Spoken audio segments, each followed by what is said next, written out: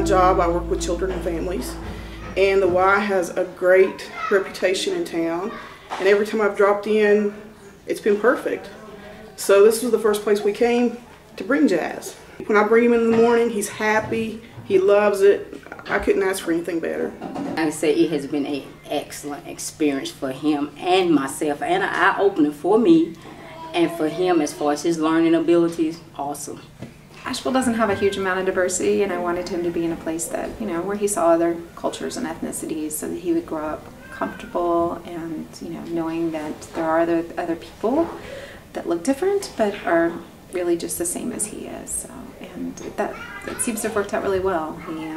His best friend is a little girl, Gabrielle, here, and you know, the color of her skin doesn't even faze him. So it's exactly what I was looking for. For one thing, they have 5 stars, and I don't think there's maybe a few others in town that have, you know, they just received a 5-star rating. So I use him as an example. He's a really social child. He's very much an extrovert, and he likes being in this sort of environment, but also it feels very loving here. They have the grandparent foster program, you know, so it's more like being in a big extended family, and I mentioned that.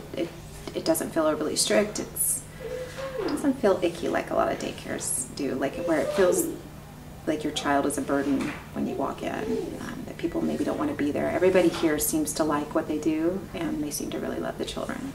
She gets really excited to come here and play with her little friends. She's always can't wait to come to daycare, so I think that if she was probably at home or somewhere else, she wouldn't, you know, learn as much. It's all about the children having fun. You know, kids get overwhelmed real easy when you tie them down to just work, work, work.